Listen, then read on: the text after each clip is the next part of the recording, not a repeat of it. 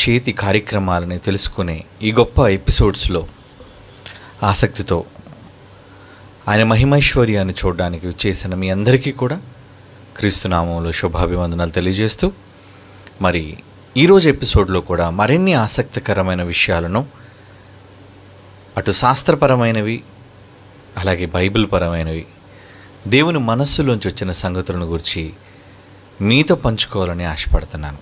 ప్రియులారా, బైబిల్ కొన్ని వేల సంవత్సరాల క్రితం రాయబడిన గ్రంథం అయినప్పటికీ నేడున్న అత్యాధునిక శాస్త్రాలను మించి బైబిల్ మాట్లాడగలుగుతుంది అంటే బైబిల్ యొక్క విశిష్టత ఏంటో ఇప్పటికీ ఈ ప్రపంచం గుర్తించాలి.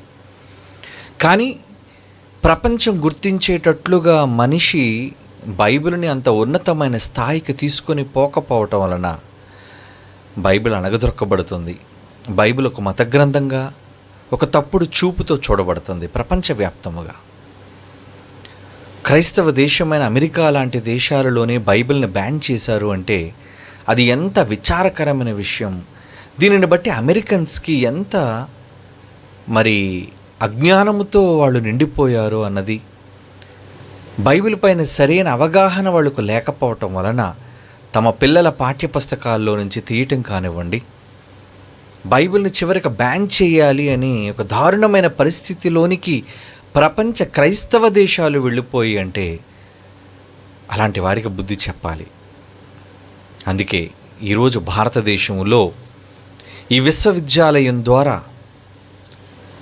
అల్పులైన మన ద్వారా ఈరోజు ఈ మహాజ్ఞాన సంగతులను దేవుడు మన కోసం భద్రపరిచిన ఈ విశేషమైన జ్ఞానవాక్కులను ఇన్ని వేల సంవత్సరాల తరువాత మనం చదువుతూ ఈ ప్రపంచానికి చూపిస్తూ బైబిల్ యొక్క గొప్పతనాన్ని మరలా నిరూపించే భాగ్యం ఈ తరంలో మనకు దక్కినందుకు మనం అంతా ఎంతగానో ధన్యులుగా ఎంచుకోవాలి. ఓకే, దేవాది దేవుడు ఈ మహా విశ్వాన్ని కలుగ చేయటానికి గల మూలం మనిషి అన్నది మనకు తెలుసు. నిజంగా ఆదికాండం 1వ అధ్యాయం విశ్వ నిర్మాణంతో ఆరంభమైంది. ఈ విశ్వాన్ని ఎలా నిర్మించాడు అని చెప్పటంలో ఆదికాండం తొలి అధ్యాయం మరి తొలి వచనాన్ని మనం చూడగలిగితే, ఆదియందు దేవుడు భూమి ఆకాశములను సృజించెను అన్నాడు. చూడండి, ఇది చాలా మరి ప్రత్యేకత సంతరించుకున్న మాట. అంటే దేవుడు తన విజ్ఞానాన్ని ఆరంభించటమే ఒక ఉన్నతమైన మాట చేత, ఒక శాస్త్రాతీతమైన మాట చేత, ఒక మహోన్నతమైన మాట చేత, వాక్యం చేత ఆయన బైబిల్ని ప్రారంభించాడు.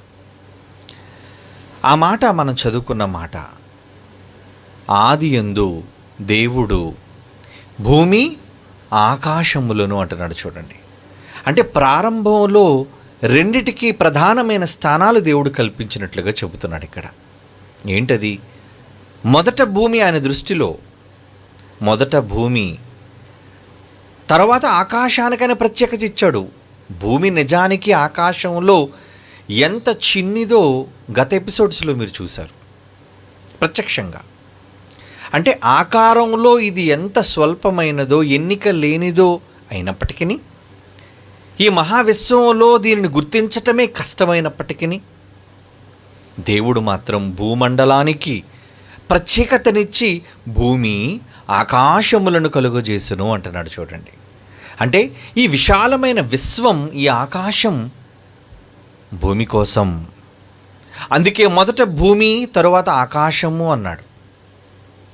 భూమి ఆకాశములను సృజించెను అంటున్నాడు. అంటే ఆ భూమి మీద తన స్వరూపమందు పుట్టిన నరుడు, ఈరోజు కోట్ల మందిగా విస్తరించిన మానవాళి, ఆయన పిల్లలు ఉన్నారు అనే.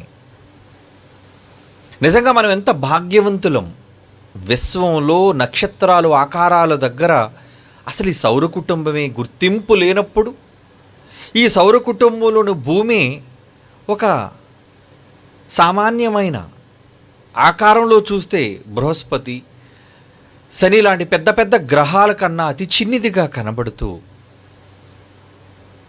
నిజంగా మానవ నివాసానికి అనుకూలమైనదిగా మలచబడింది అంటే ఆహా, నిజంగా దేవుని యొక్క ప్రణాళిక, దేవుని యొక్క సంకల్పం ఎంత గొప్పదో ఈ మానవ సమాజం గుర్తించాలి. ఎక్కడో ఎవరో కొందరు వాటిని గుర్తించారు. అది బైబిల్ చదివిన వాళ్ళు మాత్రమే.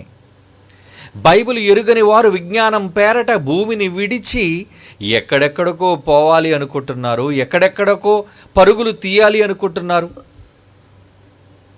ఒక నాసా శాస్త్రవేత్త చనిపోయినవాడు, స్టీఫెన్ విలియం హాకిన్స్ అన్నవాడు, వాడు చనిపోతూ ఒక తప్పుడు సమాచారాన్ని ఈ ప్రపంచానికి చెప్పి చచ్చాడు. వాడు ఏమండి, ప్రపంచమంతా వాడు కొలుస్తుందండి. ప్రపంచ అగ్రరాజ్యాలన్నీ వాడికి దాసోహం అండి.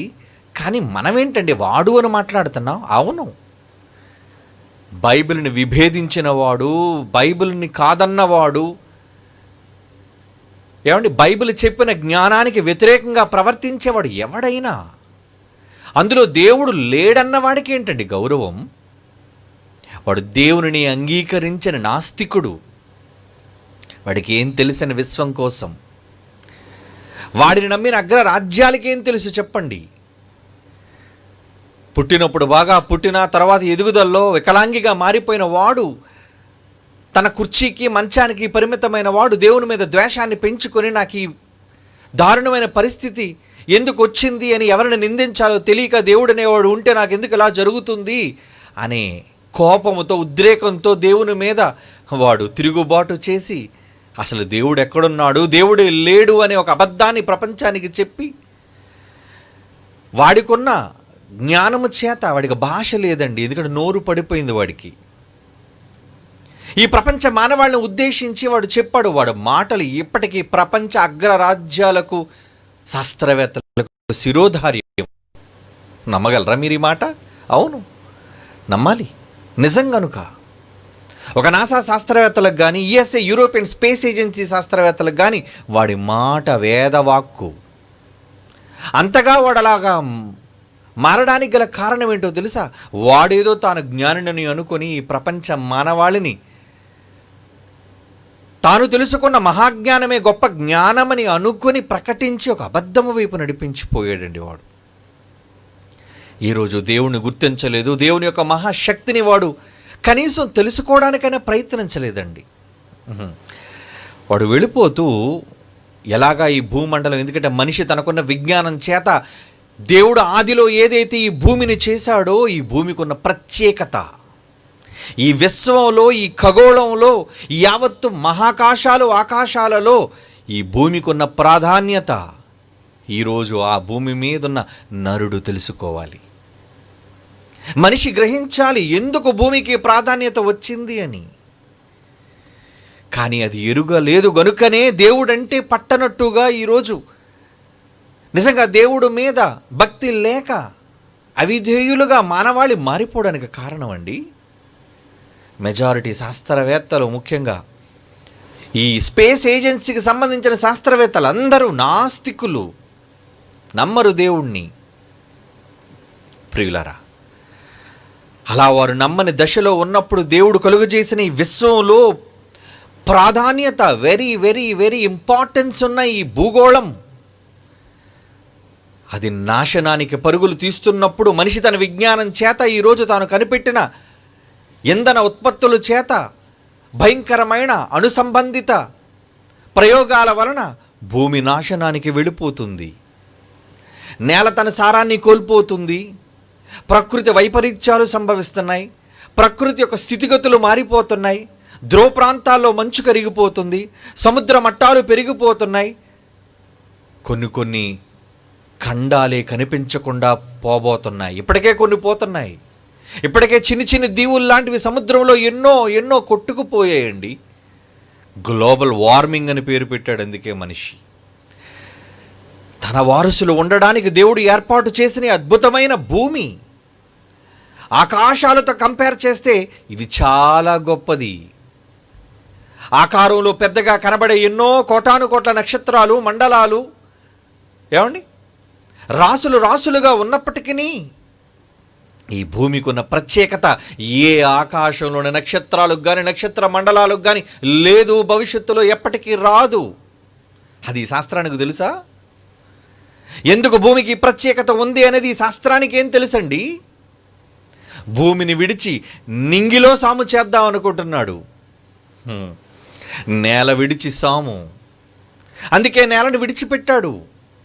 మనుషులు కూడా వెళ్ళిపోవాలి అనుకుంటున్నాడు. నువ్వు శాటిలైట్లు పంపించు, ఇబ్బంది లేదు. విజ్ఞానం కోసం, మానవ ప్రయోజనాల కోసం ఏదైనా కృత్రిమమైన వాటిని నువ్వు పంపించు, ప్రజా ప్రయోజనకరమైనవి. కానీ మనిషి ఎందుకు భూమిని విడిచిపెట్టాలి అనుకుంటున్నాడు? వీడు ఇదిగో ఈ స్టీఫెన్ విలియం హాకిన్స్ లాంటి వాడు దేవునికి విరోధమైన మాటను చెప్పాడు గనుక వాడు ఏం చెప్పాడో ఒకసారి వీడియోలో చూడాలి. స్టీఫెన్ విలియం హాకిన్స్ వాడు ఏమైనా వార్నింగ్ ఇచ్చాడు హ్యూమన్స్ కోసం ఇప్పుడు మీరు చూడాలి వీడియోలో. ఆ వీడియోలో మీకు అర్థమయ్యేటట్లుగా నేను చెబుతాను వాడు ఏమంటున్నాడు, ఎక్కడికి వెళ్ళాలంటున్నాడో అనేది చూద్దాం.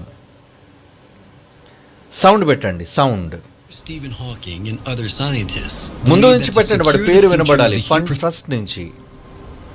Professor Stephen Hawking and other scientists believe that to secure the future of the human species, we must colonize another planet.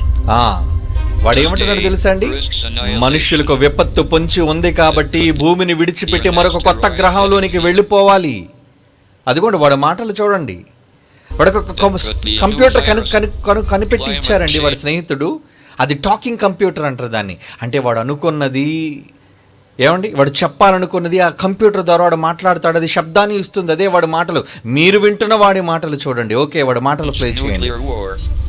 Artificial intelligence gone rogue. We can and must use our curiosity and intelligence to look to the stars. We must do it now before humanity is overtaken by some disaster that we can neither anticipate nor control.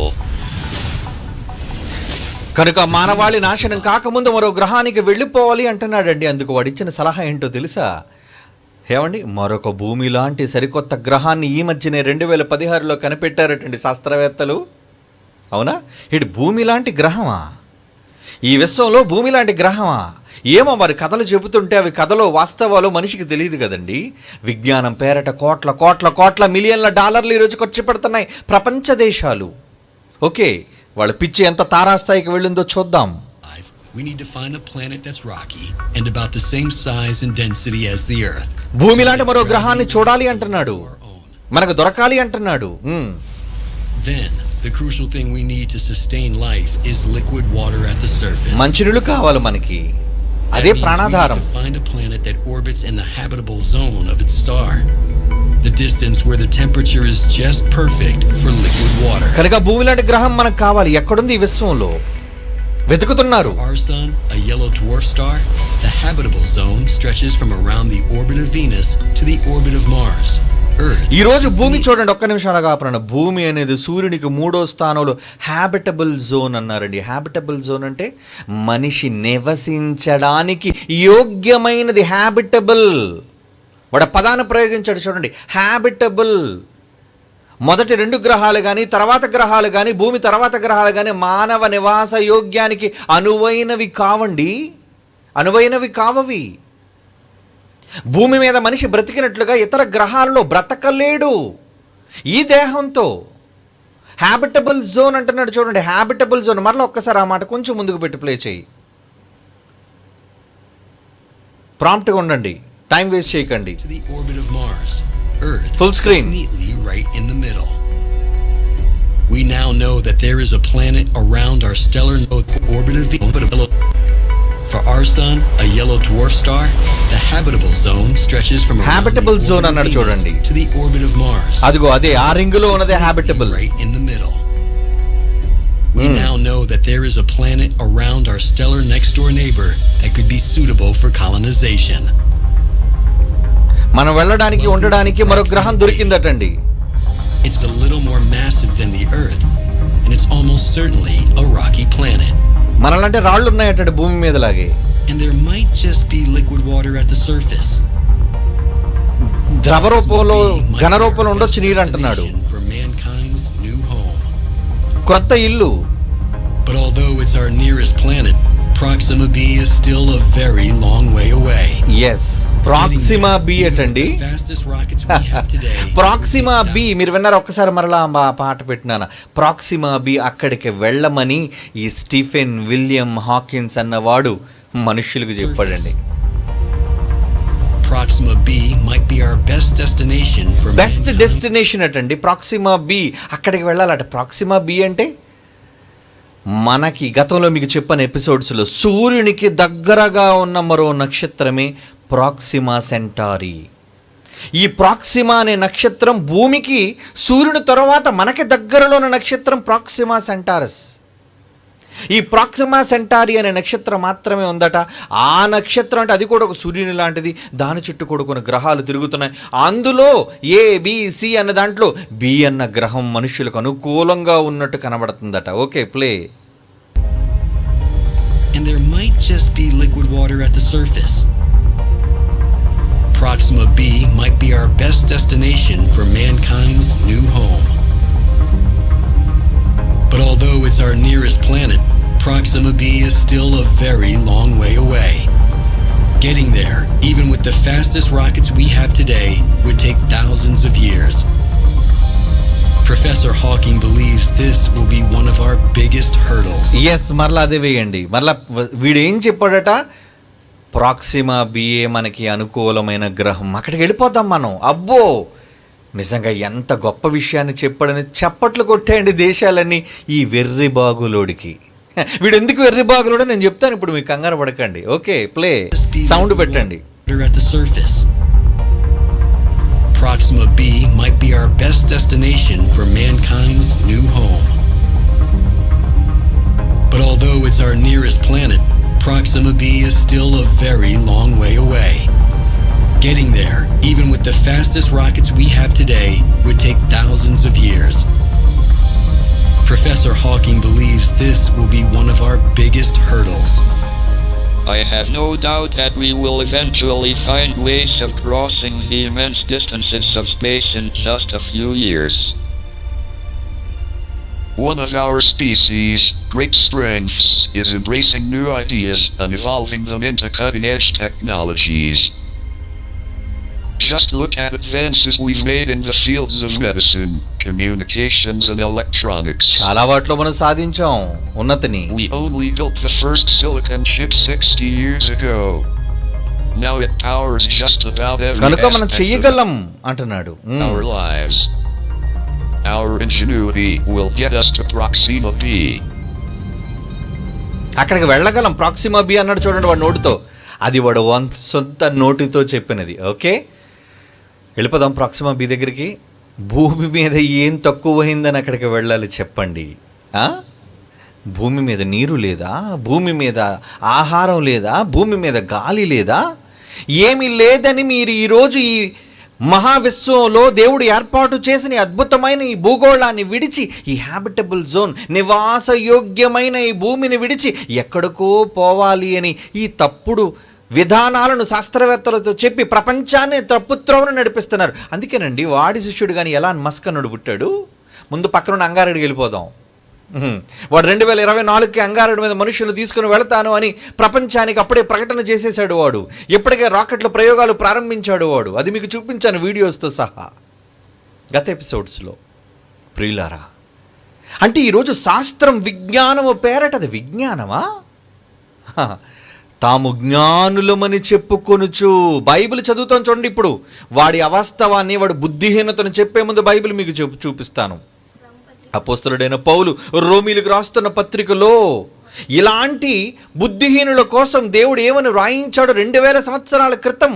బైబిల్లోని మాట ఇలాంటి శాస్త్రవేత్తలు. రోమీలకు రాసిన పత్రిక చూడండి, 1వ అధ్యాయం 22వ వచనం. రోమీలకు రాసిన పత్రిక 1వ అధ్యాయం 22వ వచనం అండి. వారి అవివేక హృదయం. బుద్ధిహీనులు, వివేకం లేదు వాళ్ళ మనస్సులో, వాళ్ళ జ్ఞానము లేదు వాళ్ళకి. వాళ్ళ అవివేక హృదయము అంధకారం రా, చీకటైపోయిందిరా, అంధకారమాయను గనుక తాము జ్ఞానులమని చెప్పుకొనుచు. నేను నాసా శాస్త్రవేత్తను, నేను యూరోపియన్ స్పేస్ ఏజెన్సీ శాస్త్రవేత్తను, నేను రకరకాల ఇస్రో శాస్త్రవేత్తను. ఈరోజు ఎంతోమంది వారి వారి దేశాల్లో శాస్త్రవేత్తలను చెప్పుకుంటున్నారే. దేవుడు అంటున్నాడు తాము జ్ఞానులమని చెప్పుకొనుచు బుద్ధిహీనులైరి. వాళ్ళది జ్ఞానం అనుకుంటున్నారా? ఓకే, ఇప్పుడు వాడిది నిజంగా జ్ఞానం అయితే వాడి సొంత మాటలు వినిపించాను. బైబిల్ ఎంత గొప్పదో, ఈ శాస్త్రం ఎంత పనికి మాలినదో అనేది మీరు తెలుసుకోవాలి. ఇక బైబిల్ అనేసరికి మత గ్రంథంతో వెర్రి చూపులు చూసే ప్రతి వెర్రి నాగన్నకి ఇది గొడ్డలి పెట్టు కావాలి. ఏమనుకుంటున్నారు బైబిల్ అంటే? ఎవడో కలుసుకొని కూర్చొని ఊహించి రాసినది కాదు ఇది. దేవుని యొక్క మహాజ్ఞానములో నుంచి జాలువారిన అతి స్వల్పమైన కొన్ని మాటలే ది బైబిల్. 66 పుస్తకాలు మహాజ్ఞానం. దానిని చదవడానికి, ఆలోచించడానికి నీ జీవితకాలం సరిపోదు. నిజంగా దాన్ని చదవగలిగితే, దాని యొక్క సారాన్ని తెలుసుకోగలిగితే, ఈ బుద్ధిహీన ప్రయోగాలు, ఈ పనికిరాని సంగతులను గూర్చి మానవాళి ఈరోజు తిండి లేక అనేక మంది బాధపడుతుంటే కోట్ల రూపాయల ప్రయోగాలు పేరట ఖర్చు చెయ్యదు. ఏమంటే అమెరికా ఈరోజు ఒక అగ్రరాజ్యం అండి. అమెరికాలో అడుక్కు తిన్నవాళ్ళు లేరని మీరు అనుకుంటున్నారా? అమెరికా వీధులలో కూడా, ఈవెన్ న్యూయార్క్ లాంటి మహానగర వీధులలో కూడా బెచ్చగాళ్ళు వీధుల పక్కన అడుక్కుతుంటారు. మీకు తెలుసా? తెలుసుకోవాలి మీరు. తిండి లేక అల్లాడిపోతుంటే కొన్ని వందల కిలోమీటర్లు మేర, ఈరోజు వందల వేల కార్లు కిలోమీటర్ల మేరన బారులు తీసున్నాయండి తిండి కోసం, కరోనా వలన. ఈ మధ్యన సోషల్ మీడియాలో మీరు చూసే ఉంటారు, రాత్రి అర్ధరాత్రి నుంచి పడిగాపులు కాస్తున్నారండి వాళ్ళు ఇచ్చే కొత్త భోజనం కోసం. అది అమెరికన్ సిచ్యువేషన్. అమెరికా ఒకటే కాదు ఏమండి, ఒక కెనడా, ఒక ఇంగ్లాండ్, ఒక ఆస్ట్రేలియా, ఒక ఫ్రాన్స్, ఈరోజు అగ్రరాజ్యాలు, గొప్ప గొప్ప దేశాలు, సంపన్న దేశాలు అనుకుంటున్నాం మనం. ఆకలితో, ఆర్థిక మాంద్యంతో అలమటించిపోతున్నాయండి. అలాంటప్పుడు ఇన్ని వందల వేల లక్షల కోట్ల రూపాయలు, లక్షల కోట్లండి, లక్షల కోట్లు ఖర్చు అవుతుంది. ఏమనుకుంటున్నారు ఈ ప్రయోగాల కోసం? పేదవాడికి, నీ దేశంలో ఉన్న పేదవాడికి అంత బట్ట ఇవ్వలేని నువ్వు, నెల రోజులు 365 రోజులు ఒక నీ సిటిజన్, నీ పౌరుడికి అంత భోజనం పెట్టలేని నీవు ఎందుకయ్యా విశ్వాంతరాలలోనికి వెళ్ళి మరొక గ్రహాన్ని చూడాలనుకుంటున్నావు? ఏటి వెర్రినాగన్న మాటలు వినా, ఈ స్టీఫెన్ విలియం మాటలు వినా, వాడి సొంత మాటలు ఇప్పుడు మీరు విన్నారు మీ చెవులతో. ప్రాక్సిమా బీకి వెళ్ళిపోదాం, అది భూమి లాంటిదట. ఇటు చూసి వచ్చాడు మరి, అవునా? ఏమండి, అసలు ప్రాక్సిమా ఎంత దూరంలో ఉంది? గతంలో మీకు చెప్పాను, చెప్పమంటారు ఇప్పుడు? ప్రాక్సిమా సెంటారి అని ఈ భూమికి దగ్గరగా ఉన్న నక్షత్రం, ఆ గ్రహం అన్నాడే ప్రాక్సిమా బి అని. అది ఎంత దూరంలో ఉందో చెప్పమంటారా? మీరు ట్రై చేయండి, ఒకళ్ళు వెళ్ళగలరేమో. 4.22 కాంతి సంవత్సరాలు. ఇప్పుడు మీకు అర్థమై ఉంటుంది ఎంతకాలం వాడిది. అక్కడికి వెళ్ళడానికి దూరం ఎంతో తెలుసా? అది ఎంత దూరంలో మనకుందో తెలుసా? ఈరోజు భూమి నుంచి మీరు బయలుదేరితే దాన్ని రీచ్ అవ్వడానికి మీకు పట్టే కాలం, కాంతి సంవత్సరాలు 4.22 సంవత్సరాలు. పోని 2 పక్కన పెట్టండి, అందాక 4 కాంతి సంవత్సరాలు పడుతుంది. కాంతి ఒక సెకండ్కి 3 లక్షల కిలోమీటర్ల వేగంతో వెళుతుంటే, ఒక సంవత్సరానికి 9,60,00,000 కిలోమీటర్ల వేగంతో నువ్వు ప్రయాణం చేస్తే అప్పుడు నువ్వు 4 కాంతి సంవత్సరాల తర్వాత వెళతావు. ఓకే, ఇప్పుడు 4 కాంతి సంవత్సరాలు వెళ్ళడానికి భూమి మీద ఒకళ్ళు నిజంగా మనిషి బయలుదేరాడు అనుకోండి రాకెట్తో, ఇప్పుడున్న రాకెట్లు కానీ ఇప్పుడున్న వేగానితో కానీ మనం ఆలోచిస్తే మనిషికి పట్టే కాలం ఎంతో మీకు చెప్పమంటారా? 6,300 సంవత్సరాలు. మన సంవత్సరాలండి 365 డేస్ అంటున్నామే, 1 ఇయర్. ఇలాంటివి ఎన్ని సంవత్సరాలట? దగ్గరగా ఉన్న మనకి సూర్య కుటుంబానికి దగ్గరగా ఉన్న ప్రాక్సిమా సెంటారి అనే నక్షత్ర మండలంలోని ప్రాక్సిమా బి అనే దాని చుట్టూ తిరుగుతున్న భూమి లాంటి గ్రహమైన ఆ గ్రహానికి మానవాళ్ళంతా వెళ్ళిపోవడానికి ఎంతకాలం పడుతుందటండి? 6,300 సంవత్సరాలు. నీ వయసు ఎంతరా? నువ్వు బ్రతికే కాలం ఎంతరా? పట్టుమని 100 సంవత్సరాలు గట్టిగా బ్రతకలేని నీవు, ఏమండి 100 ఏళ్ళు ఒకళ్ళు పుట్టినప్పటి నుంచి నువ్వు ప్రయాణమైనా మిగతా 6,200 సంవత్సరాలు ఎవడికిస్తావురా నువ్వు? ఎవడి బాబుకిస్తావురా నువ్వు? వెళ్ళిపోదామని అంటే ఇప్పుడు చెప్పండి, వాడి పిచ్చి సన్నాసా కాదా? మనిషి ఎక్కడి నుంచి బయలుదేరితే ఎన్ని జనరేషన్స్, ఎన్ని తరాలు పడతాయి చెప్పండి? 6,300 సంవత్సరాల కాలం అండి 4 కాంతి సంవత్సరాలు అంటే. అంత దూరంలో ఉందండి మనకది. 4 కాంతి సంవత్సరాల దూరంలో ఉందంటే 6300 సంవత్సరాలు ప్రయాణానికి పడితే నువ్వు బ్రతికేది ఎప్పుడు, అక్కడికి చేరేది ఎప్పుడు, తిరిగి సమాచారాన్ని ఇచ్చేది ఎప్పుడు, ఎక్కడున్న జనం అంతా అక్కడికి పోయేది ఎప్పుడు? అసంభవం. కానీ ఈ మాట ఈ శాస్త్ర ప్రపంచానికి చెబితే నమ్ముతుందా? వీడికి పిచ్చోడండి, మతమూర్ఖుడు. మనకు పెట్టే పేరేంటి? వీళ్ళకి బాగా బైబిల్ పిచ్చి పట్టిందండి. లేదంటే వీళ్ళకంతా కూడా మత ఛాందస్సవాదంతో నిండిపోయారండి. రిలీజియస్ ఫండమెంటలిస్ట్ మనమంతా మత ఛాందస్సవాదులు అంట. ఏమండి, ఒక మనిషి బయలుదేరడానికి ఇన్ని వేల సంవత్సరాలు పడుతున్నప్పుడు ఏ ధైర్యంతోనూ మనుషులు అక్కడికి వెళ్ళిపోవాలంటున్నావురా? పోనీ మనిషి ఆయుష్కాలం ఏమైనా పెరుగుతుందా? ఏమండి, ఉన్న ఆయుష్కాలాన్ని కాపాడుకోలేని దౌర్భాగ్య పరిస్థితిలో దిగజారిపోతున్న ఈ మానవాళ్ళని చూచి పట్టుమని ఈడు 60 ఏళ్ళు కూడా బతుకుతాడో లేదో డౌట్ ఉన్న ఈరోజు సగటు మానవ ఆయుష్కాలాన్ని బట్టి చూస్తే నువ్వు అక్కడికి వెళ్ళి తిరిగి రాగలవా? పోనీ అక్కడికి నువ్వు చేరగలవా? పోనీ అక్కడికి వెళ్ళిన తర్వాత ఎలా ఉంటుంది? చూపిస్తాను ఒకసారి మీకు. ఏమండి, ఒక్కసారి మీరు అక్కడికి Proxima Centauri could be the planet. ఏమంటే ఒకసారి అది అక్కడ ఎలా ఉంటుంది, దాని పరిస్థితులు ఏంటి? వీళ్ళు ఊహించారు, ఇంకా చూసారు. కేవలం వీళ్ళు టెలిస్కోప్లో, హబుల్ స్పేస్ టెలిస్కోప్ ఉంది కదండి, దాని ద్వారా దుర్బిణిలో వీళ్ళు చూశారు అంతే, దూరం ఉన్న వాటిని. చూడండి, ఇప్పుడు ఆ గ్రహం సౌండ్ పెట్టినానా. Astronomers have discovered new earth. అదిగోండి, ఆస్ట్రానమర్స్ అంటే ఖగోళ శాస్త్రజ్ఞులు. The planet is called, slow chainana. The planet is called Proxima b and orbits the red dwarf. అంటే ఒక ఎర్రటి గోళం లాంటిది. సూర్యుడు ఎలాగైతే మనది పసుపు పచ్చ గోళమో అలాగే ఒక ఎర్రటి గోళం తిరుగుతుంది సూర్యుడు లాంటిది. దాని చుట్టూ తిరుగుతున్నదే దాని పేరు ఆ రెడ్ డ్వార్ఫ్. ఆ సూర్యుని పేరు ఏంటంటే, మన దానికి సన్ అని కదండి పేరు, మన సౌర కుటుంబంలో సూర్యునికి సన్ అని పేరు. అలాగే ఆ సౌర కుటుంబంలో ఆ నక్షత్రానికి లేదా ఆ సూర్యుడికి ఉన్న పేరు ఏంటో తెలుసా?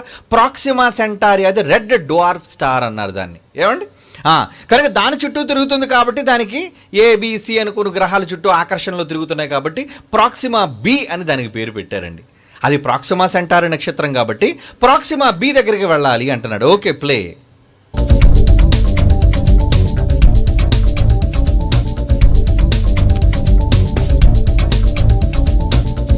అదిగోండి, ఇంతకు ఎంత దూరం అండి? ప్రాక్సిమా బి ఈజ్ ఓన్లీయా? ఏమండి మాకు నిజంగా ఒక షర్ట్ కావాలని అంటే, ఏమండి ఈ షర్ట్ కేవలం 2,33,000 రూపాయలు అన్నాడు అనుకోండి, మీరు కొంటారా అలాంటి దాన్ని? షర్ట్ 2 లక్షలు ఓన్లీయా?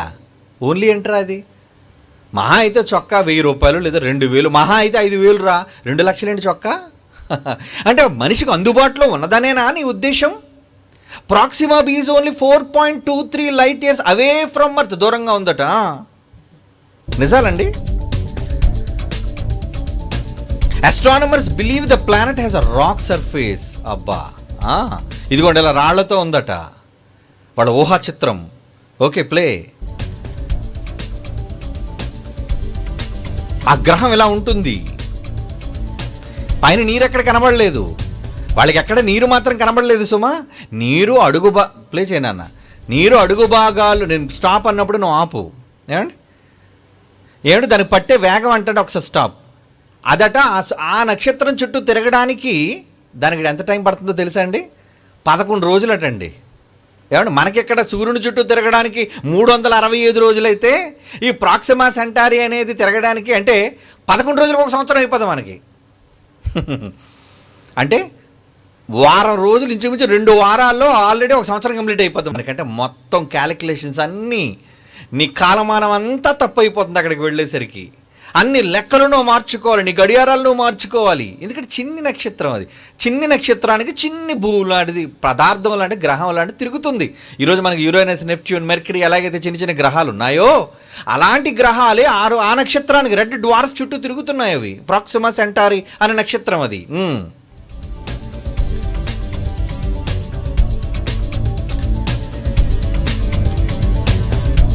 ఈ మధ్యన కనిపెట్టారు దాన్ని.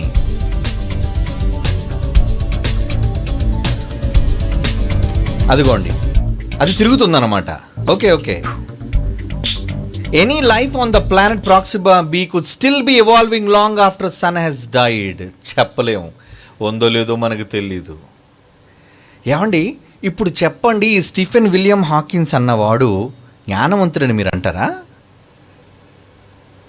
చెప్పండి, మీరు ఆలోచించండి. రా కనీస మేధస్సుతో ఇదో నేను బైబిల్ పక్షాన మాట్లాడడం కాదు, మనకు కూడా విచక్షణ, జ్ఞానం, వివేకం అనేది ఉంది.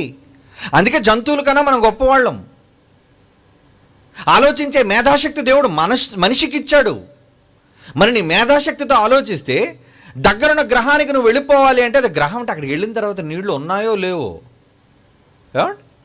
ఇప్పటికొచ్చి నీళ్లు జాడలు ఏమీ కనబడలేదు. గతంలో ఉన్నంతకాలం ఓదరగొట్టారు. ఏమని? పక్కన ఉన్న అంగారకుడి మీద నీళ్లు ఉన్నాయి, చార్లు కనబడుతున్నాయి, కాలువలు కనబడుతున్నాయి, అక్కడ అంగారక జీవులు ఉన్నాయి కట్టుకథలు చెప్పారు ఈ సన్నాసులు అందరూ. చెప్పలేదా? మీరు వినే ఉంటారు కదా, మార్షియన్స్ అన్నారు, పేరు కూడా పెట్టేశారు వీళ్ళకి. ఎలియన్స్ అనేవి ఎక్కడి నుంచి వస్తానంటే, ఒరే పక్కన ఉన్నదే మనకి ఎర్రటి గ్రహం, అంగారక గ్రహం, అక్కడ ఉన్నారా గ్రహాంతరవాసులు, అంగారక జీవులు, వాళ్ళు వచ్చేస్తున్నారు భూమి మీదకి. మరి వీళ్ళు వెళ్ళారు, అక్కడ క్యూరియాసిటీ అనేది, రోవర్ అనేది దించారు. ఏమండి ఇంచుమించు ఒక దశాబ్ద కాలం 10 ఏళ్ళు పాటు అది తిరిగింది, శుభ్రంగా గిరగిర చక్కర్లు కొట్టింది. ఒక నలుసు కానీ, ఒక చీమ కానీ, కనీసం ఒక లైఫ్, ఒక చిన్న సూక్ష్మ కణం కూడా వాళ్ళకి కనబడలేదండి. మరి ముందు చెప్పిన కట్టుకథలన్నీ, మార్షియన్స్ అన్నావు, అక్కడ కాలువలు తవ్వారు అన్నావు, ఇవన్నీ కట్టుకథలు నమ్మమంటావా? మరి మనకు ముందు చచ్చిపోయిన వాళ్ళందరూ, తాత ముత్తాతలందరూ కూడా వాళ్ళు ఏం చేశారు? అబద్ధాలను నమ్మి చచ్చారు. ఆ దౌర్భాగ్యులు ఫండింగ్ చేశారు, దానికోసం లక్షల కోట్ల రూపాయల ప్రజా ధనాన్ని ఖర్చు చేశారు వాళ్ళంతా, విజ్ఞానం పేరట. బుద్ధిహీనులు. ఇప్పుడు వీడొచ్చి చెప్పాడు, వెర్రిబాగులు నాగన్న, వెర్రి సన్నాసి. ఏమని? మనం వెళ్ళిపోదాం, పక్కనే ఉన్న గ్రహం, దగ్గరలో ఉన్న నక్షత్రం. వెళ్తావు అక్కడికి? 6300 సంవత్సరాలు ప్రయాణం చేసి నీకు అంత ఆయుష్కాలం ఉందా అక్కడికి వెళ్ళడానికి? అరే నిన్ను పిచ్చోడనాలు ఏమనాలరా? నిన్ను నమ్మి నీ శాస్త్ర ప్రపంచాన్ని, ఈ విజ్ఞానం అనుకుంటున్న ఈ దేశ ప్రజలను నాయకులు ఏమనాలి చెప్పండి? అమెరికా అంటే ఇది ఒక గొప్ప అనుకుంటున్నారా? అందుకే జైశాలి గారు అంత తిడతారు వాళ్ళని. అడే మనకు ఆగర్భ శత్రువులు ఏం కారు వాళ్ళు. నీ బుద్ధిహీనత చెప్పొద్దా? ఎంతమంది రా మోసగిస్తావు నువ్వు?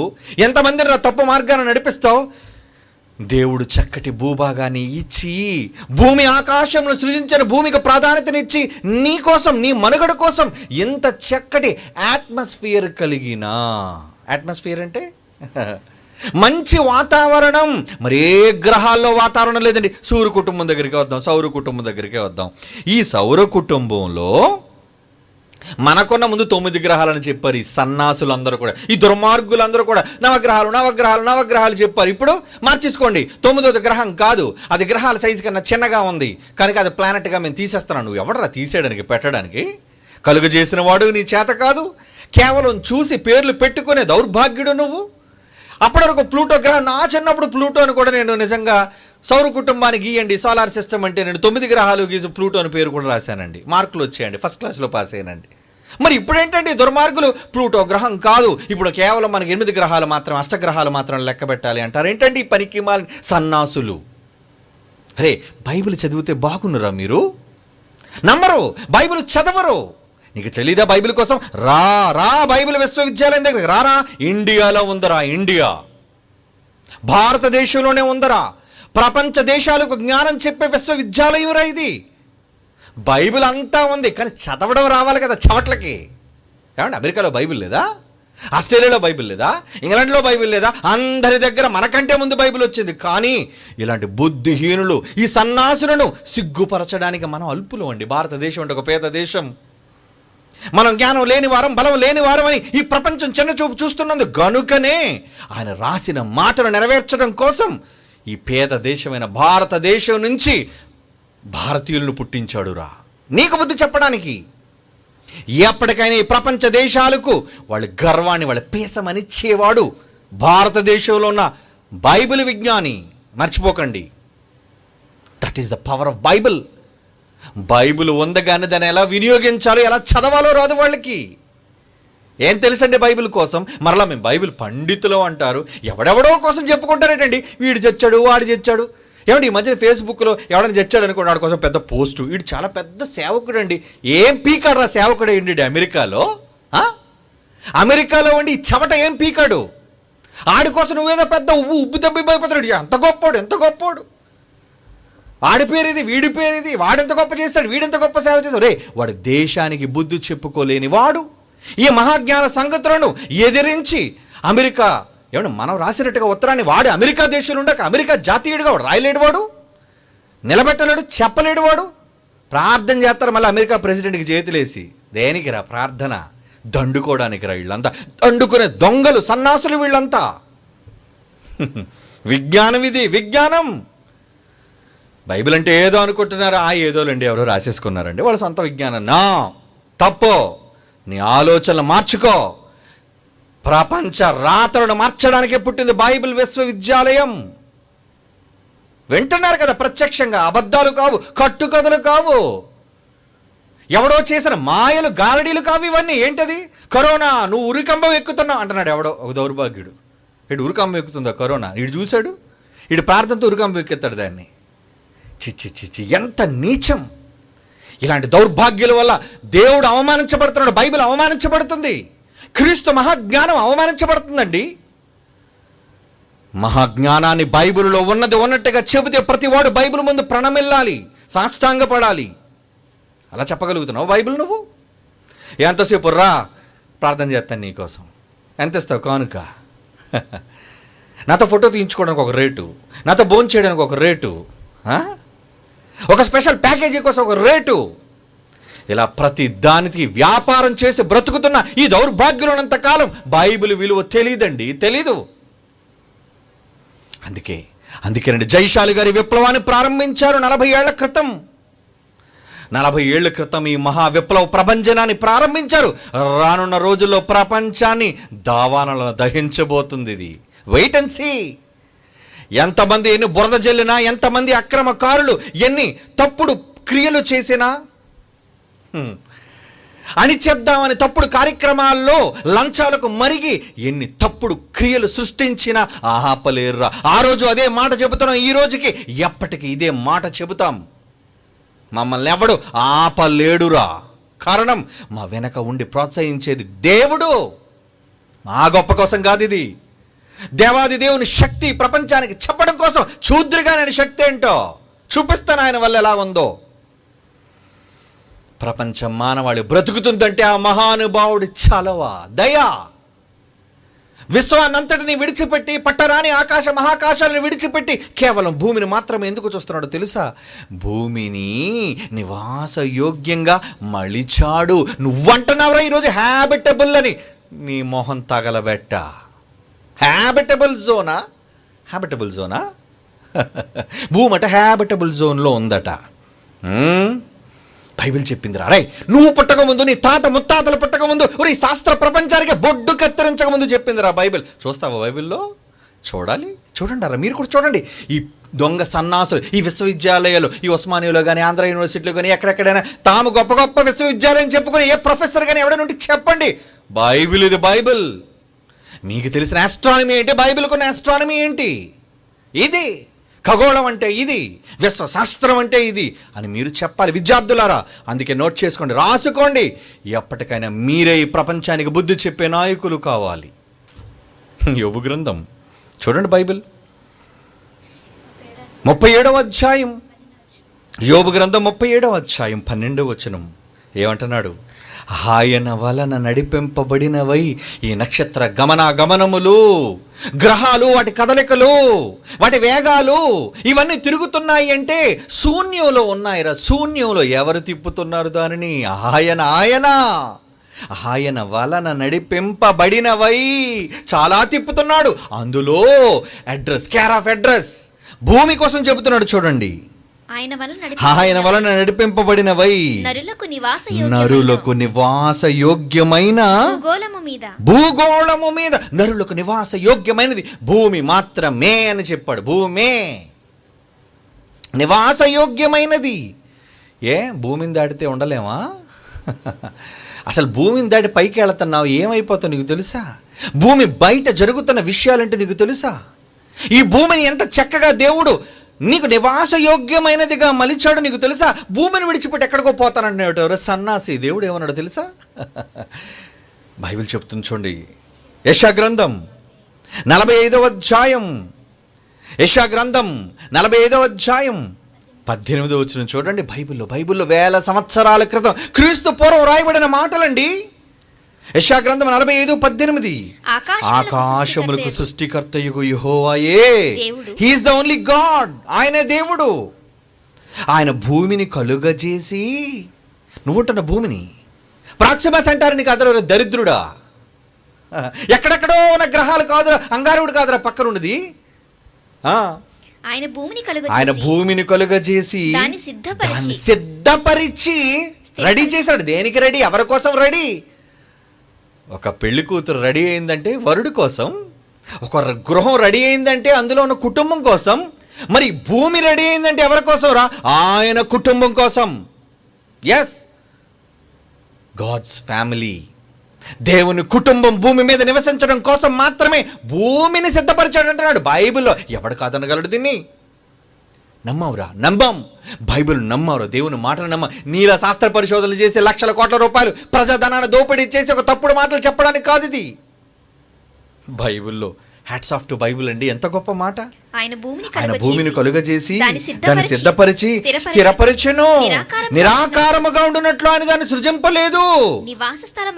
ఎస్, అండర్లైన్ చేసుకోండి. నివాస స్థలమగునట్లుగా. ఎవరికి నివాస స్థలం? కోటాను కోట్ల దేవదూతలకు కాదండి. భూమి మీద తన స్వరూపం ఇచ్చిన మనుష్యుల కోసం అండి. నివాస స్థలమగునట్లుగా దానిని సృజించెను. నమ్మవా? ఇప్పటికీ నమ్మవా? భూమి మాత్రమే నివాస స్థలం. ఒక యోబుతో రాయించాడు అదే మాట మరొక ప్రవక్త అని యెషయా ద్వారా రాయించాడు. ఆ మాట వినరా? ఎన్ని మాటలు కావాలి చెప్పండి. మరొక మాట కూడా చూద్దాం. అసలు మరొక మాట కూడా చూద్దాం. కీర్తన గ్రంథం 142వ కీర్తన 5వ వచనం చూడండి ప్రియులారా. 142వ కీర్తనలోని 5వ వచనం. సజీవులు భూమి మీదే ఉన్నారు రా. జీవరాశులు, జీవం అన్నది భూమి మీదే ఉంది అంటున్నది చూడండి బైబిల్. కీర్తన గ్రంథంలో ఒకటి యెషయా గ్రంథంలో చదివాం, ఒకటి యోబు గ్రంథంలో చదివాం. క్రీస్తు పూర్వం రాయబడిన మాటలు. సజీవులున్న భూమి మీద నా స్వాస్థ్యము నీవే అనుకొంటిని. సజీవులు భూమి మీద మాత్రమే ఉన్నారు. యెషయా గ్రంథం 42వ అధ్యాయం 5వ వచనం చూడండి. యెషయా గ్రంథం 42వ అధ్యాయం 5వ వచనం. ఆకాశమును సృజించి వాటిని విశాలపరిచాడు, భూమిని అందులో పుట్టిన సమస్తము అంటున్నాడు. ఆకాశంలో సమస్తం కాదు, అందులో భూమిని, అందులో పుట్టిన సమస్తమును పరిచి దాని మీదనున్న జనులకు, మనకి భూమి మీద ఉన్న జనులకు, మనకి ప్రాణము, దానిలో నడుచు వారికి జీవాత్మను ఇచ్చుచున్నాడు. ఏమండి, భూమి మీద మనకండి జీవాన్ని ఇచ్చాడు, జీవాత్మని ఇచ్చాడండి. ఏం కావాలనుకుంటున్నావు ఈరోజు నువ్వు? ఎక్కడికి వెళ్ళాలి అనుకుంటున్నావు ఈరోజు నువ్వు? ఆకాశానికి వెళ్ళిపోతావా? ఎందుకురా అక్కడికి వెళతావు? నువ్వు వెళ్ళలేవు. కీర్తన గ్రంథం 115వ కీర్తన 16వ వచనం చూడండి. దేవుడు ఏమంటున్నాడు? కీర్తన గ్రంథం 115వ కీర్తన 16వ వచనం. ఆకాశములు దేవుడినితో చెప్తున్నాడు, రే పిచ్చి శాస్త్రవేత్త, ఎక్కడికో ప్రయాణం చేయమంటున్నావు కదా, ఎక్కడికో వెళ్ళిపోదాం అంటున్నావు కదా, ఎక్కడికో స్పేస్ ప్రోబ్స్ అంటున్నావు కదా, వినరా ఈ మాట. ఆకాశములు యెహోవా వశం, నా వశం, అవి నావి, నా గుప్పిటలో, నా చేతిలో ఉన్నవి రావి అంటున్నాడు. భూమిని ఆయన నరులకిచ్చింది. భూమిని రా, అంగారకుడికి కాదు. నువ్వేంటి అంగారకుడి మీద తీసుకెళ్ళిపోతానంటున్నావు? దగ్గరలో ఏంటంటే 6300 సంవత్సరాల దూరంలో ఉన్న ప్రాక్సిమా బీకి తీసుకెళ్ళిపోతావు వాళ్ళని. అది భూమి అక్కడ ఉందా? ఒరే నేను చెప్పమంటావా, నన్ను చెప్పమంటావా? ఒక బైబిల్ విద్యార్థిగా నన్ను చెప్పమంటావా? అసలు ప్రాక్సిమా బి అనే దానిలో జీవము లేదు, నరుడు బ్రతకడు. నువ్వు అక్కడ వెళ్ళడానికి ప్రయత్నం చేసినా ఆ ప్రయత్నం భగ్నం, నిష్ప్రయోజనం, నిర్వీర్యం. నువ్వు వెళ్ళిన బ్రతకలేవు. మరి అంగారకుడి మీద వెళ్తే బ్రతుకుతున్నావు, ఆ బ్రతుకు కూడా ఒక బ్రతుకేనా? ఇటు సూట్ వేసుకొని, స్పేస్ సూట్. మరలా ఒరే నువ్వు భూమి ఉన్న ఈ వాతావరణం దాటితే స్పేస్ సూట్ వేసుకోవాలి. ఎందుకు వేసుకోవాలి? ఒక వీడియో మీకు చూపిస్తాను ఇప్పుడు. ఏమండి, నిజంగా ఈ భూమిని దేవుడు ఏర్పాటు చేశాడు అంటే ఈ భూమిని దాటితే మనిషి బ్రతుకు ఎంత దారుణంగా ఉంటుందో మీరు తెలుసుకోవాలి. ఏమండి, భూమిని దాటితే మనిషి ఏమవుతాడో తెలుసా? What happens without a space suit? చూద్దాం ఒకసారి వీడియో చూపించినా త్వరగా, క్విక్, టైం లేదు. చూడండి, ఈ విశ్వాన్ని దాటితే ఎలా ఉంటుంది? ప్లే. అంతరిక్షంలో మనిషి జీవితం ఎలా ఉంటుందని పుస్తకాల్లో, న్యూస్ పేపర్లో చదివి, సినిమాల్లో చూసి తెలుసుకున్నాం. అయితే అంతరిక్షంలో మనిషి చావు ఎలా ఉంటుందని తెలుసుకోవడానికి ఒక జీవితం సరిపోదు. ఎందుకంటే స్పేస్ సూట్ లేకుండా వాక్యూమ్లో మానవ శరీరం ఎదుర్కొనే పరిస్థితిని కనిపెట్టినా కూడా ఒక్కొక్క గ్రహంపై ఉండే ప్రత్యేక వాతావరణ పరిస్థితులు ఏ ఆర్గానిజంనైనా ట్రీట్ చేసే పద్ధతి వేరుగా ఉంటుంది. వాటిపై చావు కూడా అంతే. ఇప్పుడు పరిణామం చెంది భూమిపై బ్రతుకుతున్న మానవుడు ఇతర గ్రహాలపై ప్రతికూల పరిస్థితులను ఎదుర్కోవాలి. అది ఎన్ని రకాలుగా ఉన్నా మనిషి చనిపోవడానికి మాత్రం క్షణం కూడా పట్టదు. అంతరిక్షంలో జరిగిన కొన్ని ప్రమాదాలు, 1960లలోని కొన్ని జంతు ప్రయోగాల వలన శాస్త్రవేత్తలు కనిపెట్టింది ఏంటంటే, మనిషి ఎటువంటి రక్షణ లేకుండా, అంటే స్పేస్ సూట్ లేకుండా అంతరిక్షంలోకి వెళ్తే ముందుగా ఆ మనిషి శరీరం గాలి లేదని గ్రహిస్తుంది. వెంటనే స్పృహ కోల్పోవడం లాంటిది జరగదు. మనిషి శరీరంలో 15 సెకండ్ల పాటు వాడుకోగలిగే ఆక్సిజన్ బ్లడ్లో ఉంటుంది. మనిషి శరీరం వాక్యూమ్కి ఎక్స్పోజ్ అయ్యాక రెండే విషయాలపై శరీరం డిపెండ్ అయి ఉంటుంది. ఒకటి ఇన్హేల్, రెండు ఎక్స్హేల్. వాక్యూమ్కి ఎక్స్పోజ్ అయినప్పుడు ఊపిరి తీసుకునే ప్రతిసారి బ్రతకడానికి ప్రయత్నిస్తున్నట్టు కాదు, మిగిలిన ఆక్సిజన్ని బయటికి పంపుతున్నట్టే. ఆ క్షణంలో శ్వాస బిగపట్టుకొని ఉండకపోతే చాలా కష్టంగా 2 నిమిషాల పాటు బ్రతకగలడు. అలా కాకుండా ఎంతసేపు బతుకుతుంది? 2 minutes. విశ్వాన్ని దాటి, అంటే క్షమించండి, భూమిని దాటి ఒకవేళ మీరు భూమి యొక్క వాతావరణాన్ని పరిధి దాటి వెళితే మీరు బ్రతికే కాలం ఎంత? 2 years కాదు, 2 minutes, 2 నిమిషాలు మాత్రమే. అవునా? పేలిపోతారు అక్కడికి వెళితే, చిరిగిపోతారు మీరు అక్కడికి వెళితే. వాస్తవం అండి, ఇది వాస్తవం, టైం లేదు. ఓకే, ఇప్పుడు ఓకే, ఇక చాలా ఉంది, మీరు తెలుగులో వింటే చాలా పడదు. ఓకే, నన్ను ప్లే చేయి.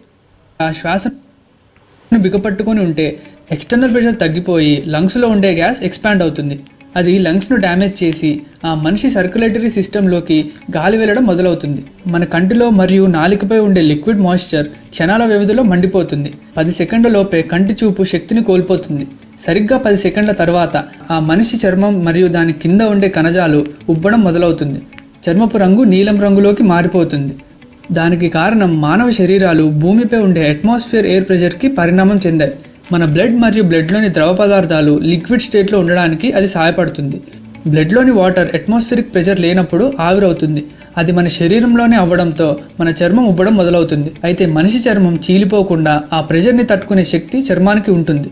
ఒక బెలూన్ లాగా ఆ మనిషి ఉబ్బినా కూడా తిరిగి అట్మాస్ఫిరిక్ ప్రెషర్లోకి ఆ మనిషిని తీసుకురాగానే ఆ మనిషి చర్మం తిరిగి సాధారణ స్థితికి చేరుకుంటుంది. ఒక 15 సెకండ్ల పాటు శరీరంలోని మిగిలిన ఆక్సిజన్ని ఆ శరీరం వాడుకుంటుంది. యూరినేట్ చేయడం, వాంతి అవ్వడం జరుగుతుంది. దానికి కారణం బాడీలో ఉండే ప్రెషర్ శరీరానికి ఉండే అన్ని రంధ్రాల నుండి ఫ్లూయిడ్స్ని బయటకు పంపేందుకు ఫోర్స్ చేస్తుంది. స్పృహ కోల్పోయిన తర్వాత బ్రెయిన్ డెడ్ అయ్యి గుండె ఆగిపోతుంది. 1 నిమిషంలో శరీరంలో సర్క్యులేషన్ పూర్తిగా ఆగిపోతుంది. మరొక నిమిషంలో ప్రాణమే పోతుంది. ఆ స్పృహ లేని స్టేజ్లోనే మూర్ఛం కూడా వస్తుంది. కానీ ఈ ప్రక్రియ అంతా చెప్పినంత నెమ్మదిగా జరగదు. కేవలం క్షణాల వ్యవధిలోనే ఇదంతా జరిగిపోతుంది. కనీసం నొప్పితో అరిచే సమయం కూడా ఉండదు. అందుకే భూమిపై టార్చర్ అనుభవిస్తూ చనిపోయే దానికన్నా చాలా మెరుగైనది. 12 నుండి 24 గంటల్లో మంచు ముక్కలా ఆ శరీరం గడ్డకట్టుకుపోతుంది. నెమ్మదిగా శరీరం డికంపోజ్ అవుతుంది. కానీ ఆక్సిజన్ ఉండదు కాబట్టి వేరే విధంగా డికంపోజ్ అవుతుంది. ఒకవేళ ఎటువంటి మెటరాయిడ్స్ ఆ శరీరాన్ని ముక్కలు చేయకపోతే అంతరిక్షంలోనే ఆ శరీరం కొన్ని లక్షల సంవత్సరాలు తిరుగుతుంది. ఒకవేళ ఎవరి నుండైనా ఆ మనిషికి సాయం అంది 90 సెకండ్లలో ఆ శరీరాన్ని డీప్రెషర్ చేస్తే తప్ప బ్రతికే అవకాశం ఉండదు. ఒకవేళ అలా బ్రతికిస్తే ఆ శరీరానికి పెద్దగా నాశనం జరగదు, కేవలం హైపోథర్మియా, సన్బర్న్ లాంటివి తప్ప. కొంతమంది ఇండిపెండెంట్ సైంటిస్టులు జరిపిన ప్రయోగాల్లో వాళ్ళు తెలుసుకుంది ఏంటంటే, స్పేస్లో ఉండే వాక్యూమ్ మనిషి శరీరంలోని రక్తాన్ని చర్మంలోని చిన్న రంధ్రాల నుండి బయటకు పంపుతుందని. అయితే అది వాస్తవమని ఏ సైంటిస్ట్ కూడా అధికారికంగా ఇంకా ఒప్పుకోలేదు. అయితే ఇది కేవలం ప్రయోగాలు, స్టడీస్ ద్వారా తెలుసుకున్న విషయాలే. నిజంగా ఏం జరుగుతుందని ప్రాక్టికల్గా ఒక ఆస్ట్రోనాట్ వాక్యూమ్లో చనిపోయిన సంఘటనలు లేవు. అంతరిక్షంలో ఒకవేళ కేవలం ఒక స్పేస్ సూట్తో మాత్రమే తప్పిపోతే మనకి సినిమాల్లో చూపించినట్టుగా. ఓకే అండి, అంటే స్పేస్ సూట్ లేకుండా అసలు నువ్వు వెళ్ళలేవు. అందుకే ఏ ఆస్ట్రోనాట్ చూడండి, వాడు వ్యామోగామి అయినా సరే వ్యామో నౌక ఎక్కేటప్పుడు ఖచ్చితంగా స్పేస్ సూట్ అనేది వేసుకోవాలి. ఎందుకో తెలుసా? నువ్వు భూమి వాతావరణాన్ని దాటి బ్రతకలేవు. అలా నిన్ను మార్చేసేది ఏంటో తెలుసా? భయంకరమైన భగభగా మండే సూర్యుని నుంచి వెలువడే రేడియేషన్, వేడి తట్టుకోలేవు నువ్వు. భూమి మీద ఎండాకాలం టెంపరేచర్ ఎక్కువ అయిపోతున్నా తట్టుకోలేక మిలమల మాడిపోయి పెట్టలు రాలిపోయినట్టు రాలిపోతుంటారే. ఈ ఖగోళంలో ఈ భూమికి ఉన్న పొరను దాటి నువ్వు వెళితే నువ్వు చస్తావు. అందుకే నీకు ఒక సూట్ కావాలి ఆ రేడియేషన్ తట్టుకోవడానికి. యూవి అంటారు, అల్ట్రా వైలెట్ కిరణాలు. యూవి రేస్ అంటారు, సూర్యుడి నుంచి వచ్చే అతి నీలి లోహిత కిరణాలు. అది కానీ చర్మాన్ని తాకితే ఇప్పుడు చెప్పాడే అలా నువ్వు 2 నిమిషాల్లో మాత్రమే చచ్చిపోతావు. ఇదండి భూమిని దాటితే ఉండే పరిస్థితి. మరి పక్కనున్న గ్రహాల్లో ఏమండి, మీకు ఒక బొమ్మ చూపిస్తాను. ఇప్పుడు ఏ ఏ గ్రహం మీద ఎంతసేపు మీరు బ్రతుకుతారో అనేది ఒకసారి చూద్దాం. ఏమండి, ఏ ఏ గ్రహాలలో ఎంతసేపు మనం బ్రతకగలము అనేది ఒక చిన్న క్లిప్ మీకు ఇప్పుడు చూపిస్తున్న ఒక వీడియో. దాంట్లో చక్కగా టైమింగ్ ఉంటుంది. ఏనా ఒకసారి చూపించండి. Planet, how long you could survive on every planet. Okay, close up చేయి. చూడండి. ఏమండి, మొట్టమొదటి మెర్క్యూరీ అండి. అక్కడికి వెళ్ళారనుకోండి 2 నిమిషాల్లో చచ్చిపోతారు మీరు ఈ శరీరంతో. ఇక పక్కన ఉన్న వీనస్ గ్రహం ఇంకా తక్కువ, 1 సెకండ్ అట. ఎందుకంటే భూమి యొక్క సౌర కుటుంబంలో ఉన్న అన్ని గ్రహాల కన్నా అత్యధికమైన ఉష్ణోగ్రత కలిగింది సూర్యుడి తర్వాత అదేనండి వీనస్. అదేనండి ఆ గ్రహం. కనుక 1 సెకండ్లోనే చేస్తారట, అంటే చిటికలో చేస్తారు మీరు. ఇక భూమి మీద ఏదో 80 ఏళ్ళు వేసాడు, ఓకే. పక్కన అంగారకుడు చూడండి, మన పక్కనే ఉంది తర్వాత గ్రహం. 2 minutes, 2 నిమిషాలే, పెద్ద వ్యవధేమీ లేదండి. ఆ తర్వాత జూపిటర్ 1 సెకండ్ అక్కడ కూడా. ఆ తర్వాత శాటర్న్ 1 సెకండ్. ఆ తర్వాత యురేనస్ 1 సెకండ్. ఆ తర్వాత నెప్ట్యూన్ 1 సెకండ్. సూర్యుడి దగ్గర చూడండి 1 సెకండ్. అంటే నిన్ను ఇలా పెట్టడమే నువ్వు చచ్చావన్నమాట, నువ్వు వెళ్ళడమే నీ తద్దినమని లెక్క అనమాట. ఏమండి, అర్థమవుతుందా? ఒరే, ఇదంతా చూసిన తరువాత శాస్త్రవేత్త ఏమనుకోలో తెలుసా? దేవుడు భూమి మీద ఎంత చక్కటి వాతావరణాన్ని పెట్టాడు, మానవ నివాస యోగ్యమైనదిగా చేశాడు. భూమి మీద మాత్రమే ఎన్ని జీవరాశులు, ఎన్ని నదులు, ఎన్ని సముద్రాలు, నీ కొరకు ఎన్ని పచ్చని మరి తోటలు, విలాసవంతమైన జీవితాన్ని నువ్వు గడపడానికి ఎన్ని రుచులు, ఎన్ని కిలకిలలు, ఎన్ని శబ్దాలు, ఎన్ని అందాలు. ఇవన్నీ భూమి మీద దేనికి పెట్టాడు తెలుసా? నువ్వున్నావని. ఇవన్నీ అబద్ధాలు కాదండి. బయటికి వెళ్ళిన తర్వాత మిగతా గ్రహాల మీద నువ్వు బ్రతకలేవు. అసలు గ్రహాల వరకు వెళ్ళడం ఎందుకు? భూమి చుట్టూ ఉన్న ఈ పొరను దాటొద్దు. దాటితే నీకు హాని. స్పేస్ సూట్ వేసుకోవడం ఎందుకు? ఆ వెళ్ళడానికి కూడా స్పేస్ సూట్ ఖరీదు చాలా కోట్ల రూపాయలు. ఏమంటే అది కూడా చెప్తాను తర్వాత ఎపిసోడ్స్లో. ఆ తర్వాత అందులో మీ గ్యాస్ కావాలి, ఏంటి ఆక్సిజన్. అది లేకుండా ఎక్కడికి వెళ్ళిపోతారు మీరు? అక్కడ సిలిండర్ అయిపోతుందంటే వెంటనే ఇంటికి వచ్చేయాలి. మీ గ్యాస్ అలాగే మధ్యలో అయిపోతే వంట ఆగిపోద్దో, అలాగే మీ గ్యాస్ మధ్యలో అయిపోయింది అనుకోండి మీ ప్రాణం పోద్ది. అది పరిస్థితి. అంటే ఎక్కడ భూమి మీద ఎంత సువిశాలమైన గాలి నీకు టన్నులు కొద్దీ తరగనిదిగా ఉన్నప్పుడు ఈ గాలి పట్టుకొని ఎక్కడికి వెళ్ళి బ్రతుకుతున్నా అంటావట్రా సన్నాసి. 2 నిమిషాలు బ్రతికేదాంట్లో అంటే స్పేస్ సూట్లతోనే బతకాలన్నమాట అక్కడ. ఏమండి, స్పేస్ సూట్లు వేసుకుంటే ఎలా ఉంటారండి? చూసారు కదా మీరు ఎలా ఉంటారు? ఆ వ్యామగాములు అదిగో అక్కడ కనబడుతున్నాడు కదా, వ్యామగాములు ఆ బొమ్మలో మీరు చూసారు కదండి. అంటే అలాంటి పరిస్థితి, అలాంటి జీవితం నీకు అవసరమా? దేవుడు చక్కగా ఈరోజు భూమి మీద నరుల నివాసయోగ్యమైన హ్యాబిటబుల్ జోన్. ఏమండి, భూమి మాత్రం ఎందుకు హ్యాబిటబుల్ జోన్లో ఉంది? హ్యాట్స్ ఆఫ్ అండి. నిజంగా ఇటువంటి శాస్త్ర పరిజ్ఞానం అర్థమైంది ఒక శాస్త్రవేత్త ఉన్నాడండి. He is none other than mister Isaac Newton అండి. భూమికి గురుత్వాకర్షణ శక్తి ఉందని చెప్పాడు. ఈరోజు వరకు పాఠాలు చదువుకుంటారు, ఆయన చెప్పకపోతే మీరు చదవరు. అలాంటి శాస్త్రవేత్త ఆయన ఏమన్నాడో తెలుసా? శాస్త్రవేత్త చెప్పిన మాటలు విను. ఎవడో పనికిరాని ఈ తప్పుడు శాస్త్రవేత్త చెప్పిన మాటలు వింటావేంటి? ఆల్బర్ట్ ఐన్స్టీన్ నిజం చెప్పాడు. ఆ నిజం దేని బట్టి చెప్పాడో తెలుసా? బైబిల్ని చదివాడు కనుక. బైబిల్ని చదివాడండి. ఏం చెప్పాడు ఆ శాస్త్రవేత్త? ఏం చెప్పాడు? ఓకే అండి, సర్ ఐజక్ న్యూటన్ స్టేట్మెంట్లో 1 by 1 3 చూపించినాడు. 3 ఉంటాయి కదా, వరుసగా 3 క్యూలో పెట్టి చూపించి. అంటే అతడు బైబిల్ని చదివేవాడు, రోజు చదివేవాడు. అని ఏమంటున్నాడు చూడండి, gravity explains the motions off the planets. అంటే ఈరోజు గురుత్వాకర్షణ ఈ కక్షలో తిరుగుతున్న గ్రహాల కోసం చెబుతున్నాయి, but it cannot explain who set the planets in motion. ఆహా, ఏం చెప్పాడండి?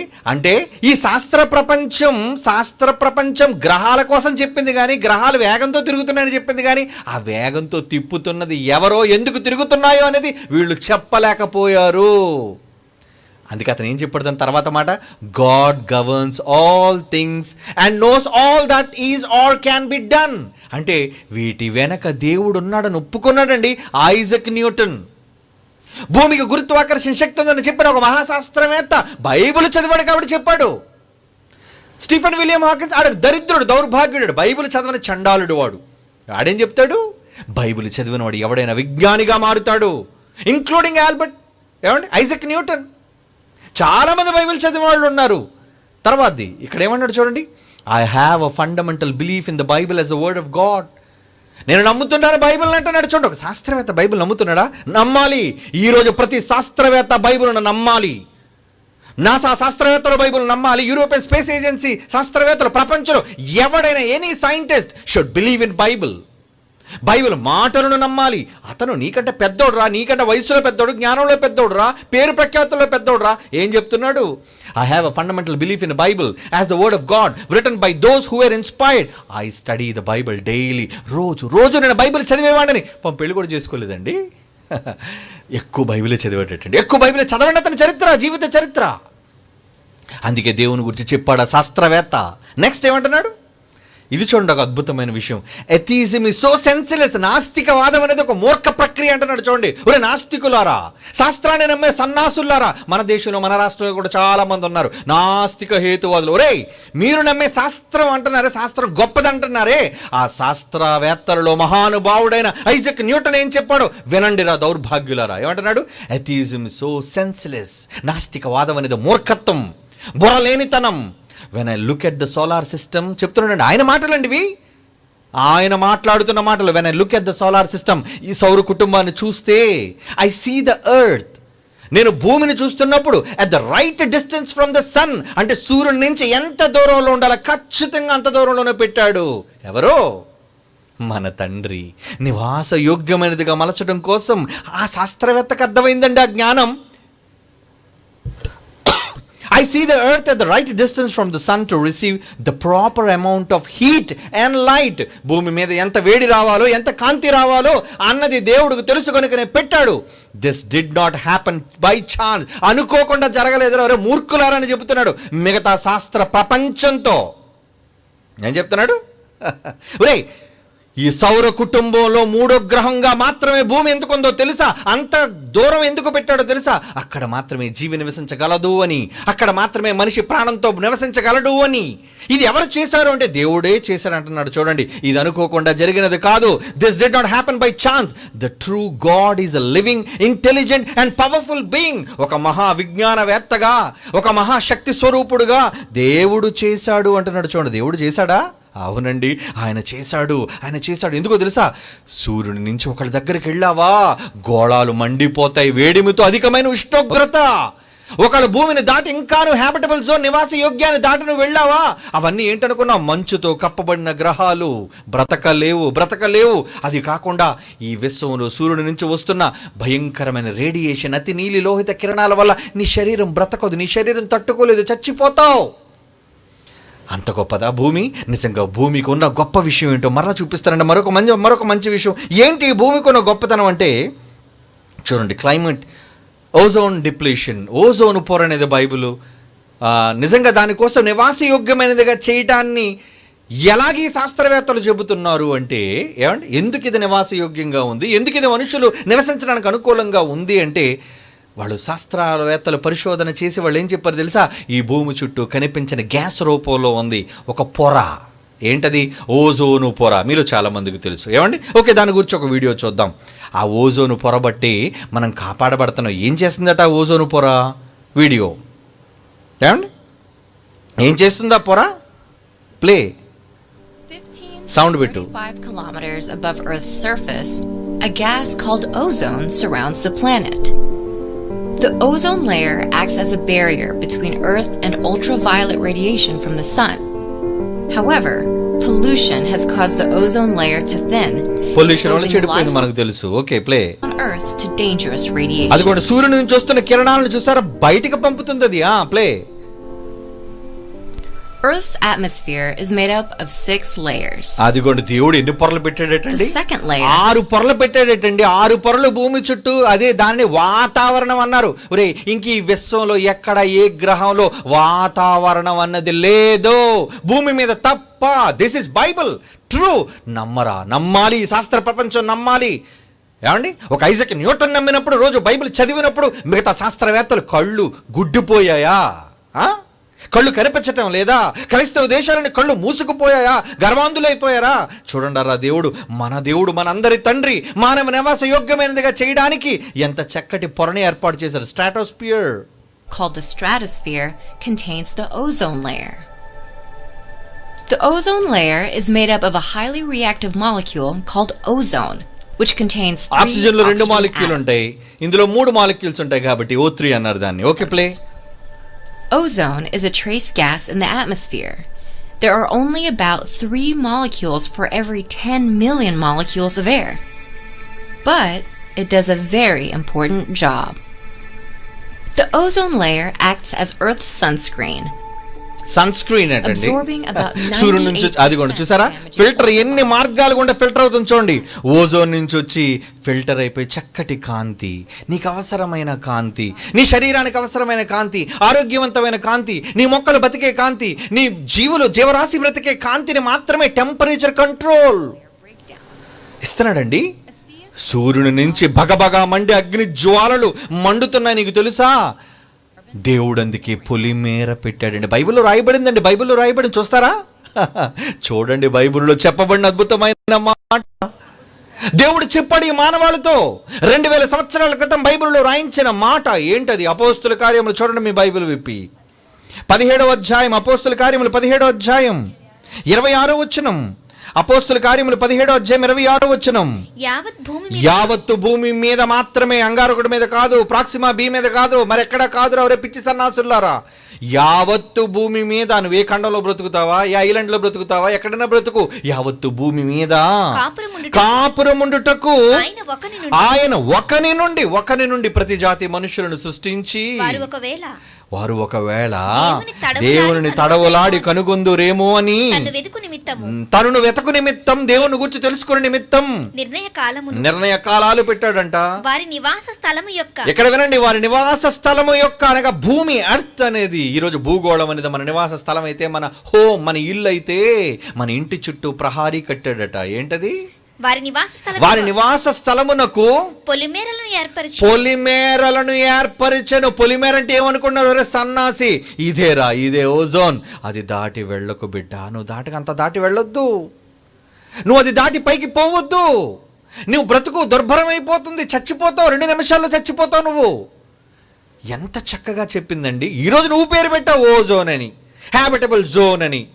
బైబిల్లోని అర్థం అదే, బైబిల్లో పరమార్థం అదే. భూమికి ఏం పెట్టేటంటే, మరలా చదవండి ఆ మాట. వారి నివాస స్థలము యొక్క పొలిమేరలను ఏర్పాటు చేశాడు. ఒరే, అంగారుడికి పొలిమేర లేదు, బుధుడికి లేదు, కుజుడికి లేదు, శనిగ్రహానికి లేదు, మరి సౌర కుటుంబంలో ఏ గ్రహాలకి కూడా ఈ అట్మాస్ఫియర్ అనేది లేదు, క్లైమేట్ అనేది లేదు, వాతావరణం అనేది లేదు. ఎందుకంటే మనిషి లేడక్కడ, మనిషి బ్రతకలేడక్కడ. మరి ఎవరు బ్రతకాలి? ఎక్కడ బ్రతకాలి? మనిషి భూమి మీద మాత్రమే బ్రతకాలి. అందుకు నీకు కావలసినంత నీరు, నీకు కావలసినంత ఆహారం, నీకు కావలసినవన్నీ ఎన్ని పెట్టాడండి. అందుకే భూమి నివాస యోగ్యమైనది. పొలిమేరలు పెట్టాడు. ఆ పొలిమేర దాటితే నీ ప్రమాదం నాయన. వద్దు, దాటి వెళ్ళకు కుమారుడా. నాకు తెలుసురా, ఆకాశములు నావి, నేను భూమిని కదా నీకు ఇచ్చాను. గ్రహాల కోసం నీకెందుకురా, అంతరిక్షంలో నక్షత్రాల కోసం నీకెందుకురా? ఆయన భూమిని నరులకిచ్చి ఉన్నాడు. ఆకాశములు నా వశం. చదివారు కదా మాట. నా వశమైన ఆకాశం జోలికి ఎందుకురా వెళుతున్నావు? సూర్యుడున్నాడే, దానికి ఉన్న గ్రావిటీని బట్టి, దానికి ఉన్న వేడిని బట్టి, ఈరోజు కాంతిని బట్టి నువ్వు బ్రతుకుతున్నావు. జీవం అనేది నీకుంది. నువ్వు దాటి వెళ్ళావా, ఈ పొర చిరిగిపోతుంది, పొర ఉండదు, అక్కడ నువ్వు మాడిపోతావు, రేడియేషన్కి మిగిలిపోతావు. ఎందుకో తెలుసా? సూర్యుడి నుంచి భయంకరమైన అగ్నిజ్వాలలు భూమిని తాకుతుంటాయి. ఏమండి, భూమికి ఎందుకు పెట్టాడండి ఆకర్షణ? ఐజక్ న్యూటన్ చెప్పాడే ఆకర్షణ, gravity, north pole, south pole ఎందుకు ఒకదాన్ని ఒకటి ఆకర్షించుకుంటున్నాయి? ఎందుకో తెలుసా? భూమికి ఎందుకు ఆకర్షణ పెట్టాడో తెలుసా? నిన్ను కాపాడడం కోసం. అది అంగారకుడికి లేవండి, బుధుడికి లేవండి, మరి ఏ ఇతర సౌర కుటుంబంలోని గ్రహాలకు లేవండి. కేవలం భూమికి మాత్రమే ఎందుకు పెట్టాడో తెలుసా? నువ్వున్నావు గనుక, ఆయన పోలికలో నిన్ను చేసుకున్నాడు గనుక. ఈ మహా విశాల విశ్వంలో భూమిని మాత్రమే, ఆదియందు దేవుడు భూమి ఆకాశములను చేశాను.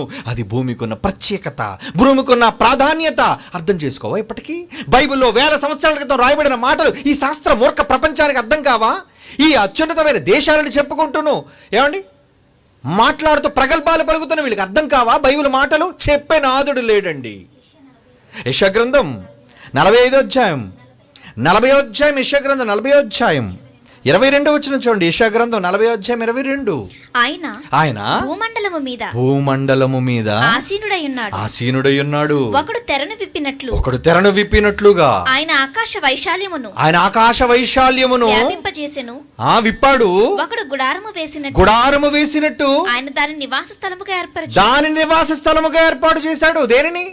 భూమిని. నువ్వు నివసిస్తున్న భూమిని. ఎందుకో తెలుసా? సూర్యుడే కదా నీకు జీవప్రదాత, సూర్యుడే కదా నీకు కాంతితో సమస్తాన్ని నింపి ఇచ్చేవాడు.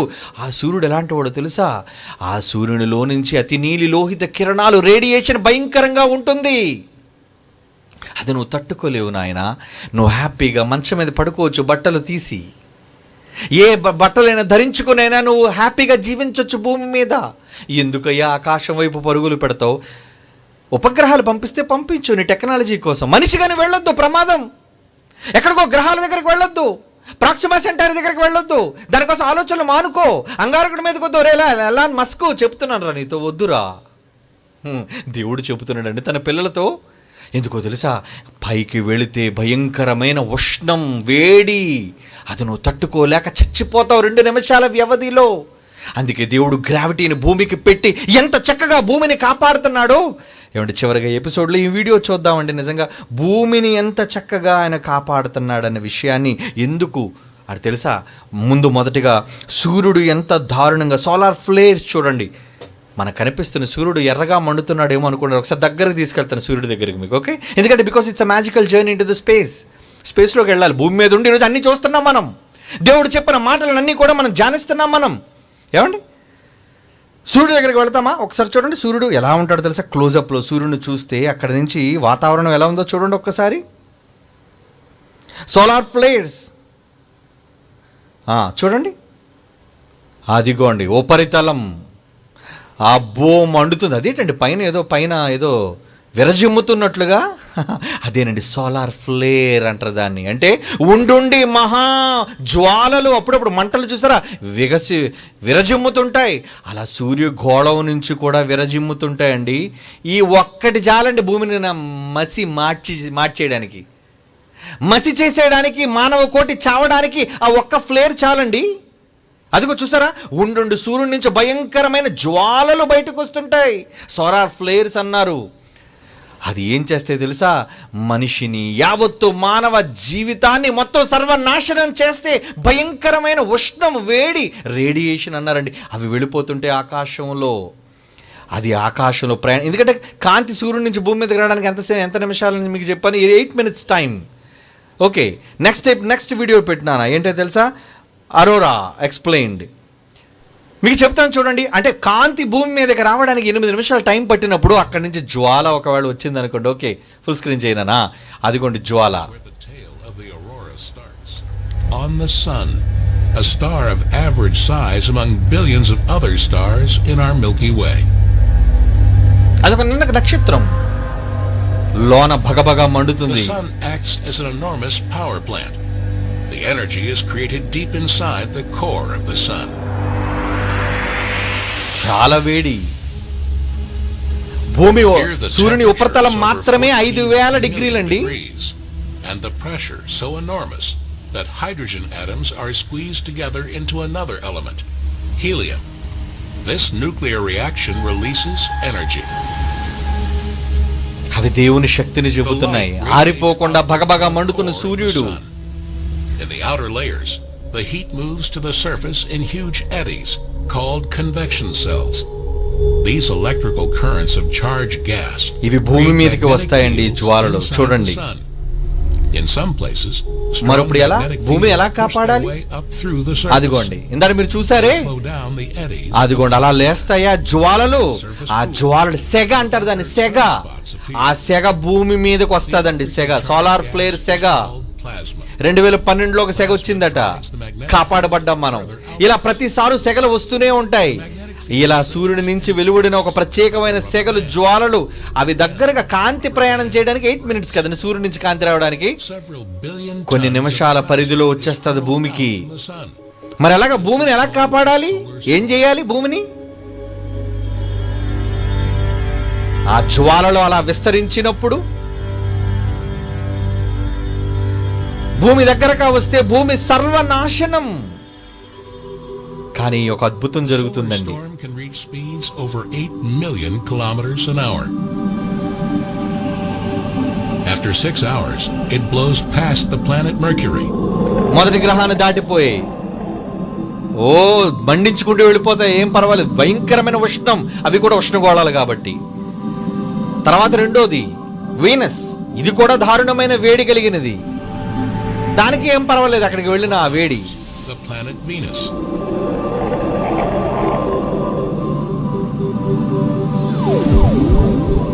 చూడండి, ఆ సెగ దాటుతుంది మూడో గ్రహం దగ్గరికి వస్తుంది, భూమి దగ్గరికి. And after 18 hours, the solar storm reaches Earth. 18 గంటల్లో వచ్చేస్తారంటే 18 గంటలలో, అంటే విదిన్ 1 day. Strange happens. అదండి. Invisible shield. కానీ భూమికి ఏం తెలుసు? షీల్డ్ పెట్టాడంటే, షీల్డ్ దేవుడు. ఏంటది? అది అట్మాస్ఫియర్. Fields coupled together. దేవుడు పెట్టాడే పొలిమేర. Gas streams down on the ఆ daylight. గ్రావిటీ ఉండటం వల్ల అది ఏం చేస్తుంది చూడండి, భూమి మీదకి రానివ్వకుండా నెట్టేస్తున్నాయి, బయటకు తోసేస్తున్నాయి అవి. Stretch further. అమ్మో, ఇక్కడ పిల్లలు, దేవుని పిల్లలు ఉన్నారు, ఈ వేడి ఇక్కడ తాకడానికి వీలు లేదు. Breaks. వెళ్ళిపోయింది. చూసారు, భూమిని దాటి వెళ్ళిపోయింది. అందుకేనండి భూమికి ఆకర్షణ. ఐజాక్ న్యూటన్ అదే ఆకర్షణ చెప్పాడు, gravity, north pole, south pole. ఇప్పటికీ భూమి మీద అప్పుడప్పుడు కనబడే ఒక విచిత్రమైన సంఘటన భూమి మీద ఉందండి. అదే దాని పేరేంటో తెలుసా? అరోరా బోరియాలిస్ అంటారు దాన్ని. ఇది దూర ప్రాంతాల్లో సంభవిస్తుంటుందండి. పచ్చటి నీలమయమైన కాంతులు, అదిగోండి ఇవే అరోరా బోరియాలిస్. అంటే ఇది ఒరిజినల్ అండి. ఇది వచ్చింది అంటే అర్థం ఏంటో తెలుసా? ఒక భయంకరమైన సెగ వచ్చింది. ఆ సెగ భూమిని తాకకుండానే ఆ గ్యాస్ రూపంలో, రంగుల రూపంలో నీకు చక్కటి దృశ్యాన్ని చూపించి వెళ్ళిపోతుందండి. అది నీకేం గుర్తు చేస్తుందో తెలుసా? నీ దేవుడు నిన్ను కాపాడాడు. ఒకరోజు నోవా జలప్రయాన్ని కాపాడడానికి నిజంగా 7 రంగులతో కూడిన ధనస్సును దేవుడు ఏర్పాటు చేస్తే, ఓకే, ఇప్పుడు నీ పొలిమేర, నీ వాతావరణం, భయంకరమైన ఉష్ణము నీ దగ్గరకు రాకుండా, వేడి నీ దగ్గరకు రాకుండా నిన్ను, నీ పిల్లలను, నీ కుటుంబాన్ని, యావత్తు మానవాళిని, అన్ని దేశాల్లో ఉన్న ప్రజలను సస్యశ్యామలంగా కాపాడుతున్నాడే దేవుడు. ఎంత గొప్పవాడండి. అందుకే ఆయన నివాస యోగ్యంగా దీన్ని మలిచాడు. అలాంటి గొప్పవాడు నువ్వు మర్చిపోయావా? ఏమంటే అలాంటి దేవుడు నువ్వు మర్చిపోయావా? ఆయన జ్ఞాపకం చేసుకోవా? చివరిగా ఈ మాట చదువు ముగించుకుందామండి. యెషయా గ్రంథం 27వ అధ్యాయం 3వ వచనం. యెషయా గ్రంథం 27వ అధ్యాయం 3వ వచనం ఏమంటున్నాడు? దేవుడు ఎలా కాపు కాస్తున్నాడో, దేవుడు ఎలా పరిరక్షిస్తున్నాడో మీరు చూడాలి. యెషయా గ్రంథం 27వ అధ్యాయం 3వ వచనం. యెహోవాను నేను దాన్ని కాపు చేయుచున్నాను. పమ్ము, కాపలాదారుడటండి. ఎవరి కోసం కాపలా? తన బిడ్డడు పడుకుంటే ఒక తండ్రి కాపలా, ఒక బిడ్డ నిద్రపోతుంటే ఒక తల్లి కాపలా. అలా భూమి మీద 750 కోట్ల మంది నిద్రిస్తుంటే, తిరుగుతుంటే, నీ పనుల్లో ఉంటే తండ్రి కాపలా కాస్తున్నాడటండి. దేని నుండి? భయంకరమైన జ్వాలలు సూర్యుడి నుంచి వస్తుంటే ఆ జ్వాలలు భూమిని తాకకుండా ఉండడానికి దానికి మ్యాగ్నెటిజం పెట్టి భూమి మీదకి వచ్చే ప్రతి దానిని కూడా విరజిమ్మేటట్టుగా చేసి నిన్ను కాపాడుతున్నాడే కాపుదల. అదే మరలా చదవండి ఆ మాట. యెహోవాను నేను దానిని కాపు చేయుచున్నాను. ఎవడు దాని మీదికి రాకుండా దివారాత్రము, రాత్రి పగలు 24 hours దానిని కాపాడుచున్నాను. నీకోసం చెబుతున్న మాట ఇది. నిన్ను కాపాడుతున్నాను అంటున్నాడండి. ఎంత గొప్ప తండ్రి అండి మన తండ్రి. అలాంటి గొప్ప తండ్రిని విస్మరించి లేదంటావా బుద్ధిహీనుడా? శాస్త్రం నేర్చుకుని పొగరెక్కిందిరా నీకు? ఇంత చక్కటి విశ్వం ఏ గ్రహంలో లేని ఈ అద్భుతమైన విధానాన్ని, పొలిమేరను, సంరక్షణను దేవుడు ఏర్పాటు చేసి భూమిని మాత్రమే నివాసయోగ్యమైనదిగా చేశాడన్న బైబిల్లో ఎన్ని మాటలు మీకు చూపించను. కొన్ని కట్టలు ఉన్నాడు నా దగ్గర అలాంటి మాటలు చూపించడానికి సమయం లేదు. అంత గొప్ప తండ్రిని నిర్లక్ష్య పెట్టి ఈ మానవ సమాజానికి ఏం చెయ్యాలి చెప్పండి? బుద్ధి వచ్చేటట్టుగా దండించాలి, ఖండించాలి, బుద్ధి చెప్పాలి. దేవుని పాదాల మీద మానవ సమాజాన్ని, వాడి విజ్ఞానాన్ని అజ్ఞానమని నిరూపించి దేవుని పాదాల మీద పడేయాలండి. మన గొప్ప తండ్రి మన కోసం నిజంగా ఎంత ప్రేమతో ఎదురు చూస్తూ కాపలాదారుడుగా ఉన్నాడు. కాపు కాయచున్నాడా? ఆయనకి ఏం అవసరం అయ్యా నిన్ను కాపలా కాయడానికి? వాచ్మెన్ అని గేటు ముందాయన. అవునండి, కాపలాదారుడు, నేనే కాపు కాయచున్నాను. ఎప్పుడు? దివారాత్రము, రాత్రింబగళ్ళు, 24 గంటలు. నువ్వైనా విశ్రాంతి తీసుకుంటున్నావేమో కానీ ఆయనకు విశ్రాంతి లేదే. ఆ తండ్రికి హీస్ ఎ గ్రేట్ ఫాదర్, ఆయనే గొప్ప తండ్రి. అలాంటి తండ్రిని మించిన వారు ఎవరున్నారండి ఈ విశ్వంలో? One and only. అంత గొప్ప తండ్రికి పిల్లలుగా మనం ఉన్నందుకు ఆ తండ్రి కీర్తిని, ఆ తండ్రి యొక్క ఖ్యాతిని చెప్పు ఈ మానవ సమాజంలో. అదే ఆయన కడుపును పుట్టినందుకు నీ కర్తవ్యం. ఓకే, క్షమించండి, 15 minutes ఎక్కువైంది. బట్ ఇంకా మన జర్నీ ఎండ్ అవ్వలేదు. ఇంకా మిమ్మల్ని తీసుకెళ్తాను విశ్వంలో జరిగే అద్భుతమైన రహస్యాలను దృశ్యరూపకంగా చూపిస్తాను next episode. Until then Bible చదువుతూ ఉండండి, దేవుని యందు భయభక్తులు కలిగి ఉండండి. కళ్ళు మూసుకుండి ప్రార్థన చేసుకుందాం. పరిశుద్ధుడైన తండ్రి, మీ మహాజ్ఞాన సంగతులను అవి చదువుతున్నప్పుడు, మేము ప్రత్యక్షంగా చూస్తున్నప్పుడు ఎన్ని గొప్ప కార్యాలు చేస్తున్నారయ్యా. మీ జ్ఞానం అనంతమైనది. మీకు వారసులుగా ఉన్నందుకు ఎంత ధన్యత తండ్రి. మీ పిల్లలుగా పుట్టడమే మేము చేసుకున్న గొప్ప అర్హత. అవును తండ్రి, ఈ మహాజ్ఞానాన్ని ప్రపంచ శిఖరాలపైన ఎలుగెత్తి చాటే భాగ్యాన్ని అల్పులము, ఎన్నిక లేని వారము, నీ దాసులము, నీ వారసులమైన మాకు, మా కుటుంబాలకు అనుగ్రహించవలసిందిగా ప్రార్థిస్తూ క్రీస్తు యేసు వారి అమూల్యమైన నామములో ఈ ప్రార్థన మీకు సమర్పించుచున్నాము తండ్రి. ఆమేన్.